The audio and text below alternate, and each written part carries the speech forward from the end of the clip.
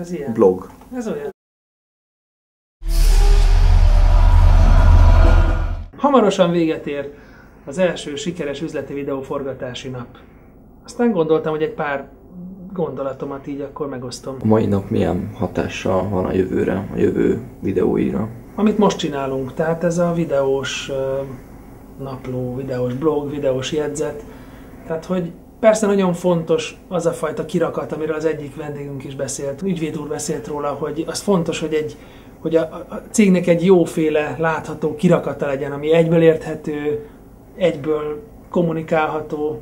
De miután manapság egyre kevésbé van az, hogy nesze vegyé, és akkor vesznek valóban, és egyre inkább az van, hogy valahogyan fel kell építeni, építkezni kell, fel kell építeni magunkat. És milyen jó, és milyen érdekes gondolat az, hogy építsük fel magunkat saját magunkból.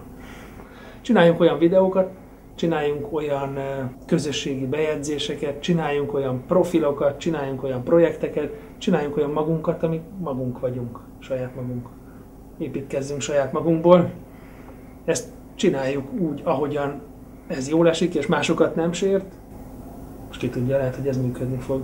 És lehet, hogy nem egy kívülről vett mintát kell rettenetes erővel és eszetlenséggel majmolni, hanem átszűrve magunkon ezeket az információkat, felépíteni magunkat magunkból. Mennyivel ért többet ez a nap, mint az összes többi forgatási nap együttvéve? Én nagyon jól éreztem magammal. Az az élmény, az számomra nagyon fontos, hogyha egy másik emberrel tudok beszélgetni, és az a másik ember az megnyílik, és én is meg tudok nyílni, és egyszerűen valamit cserélünk, energiát, élményeket, információkat, ezt én nagyon szeretem, és ma 6-7, nem is tudom, legalább 6-7 ilyen beszélgetésünk volt, majd aláírom betűvel, hogy hány darab volt, és ezek mind ilyenek voltak, úgyhogy én ma nagyon sokat gazdagodtam.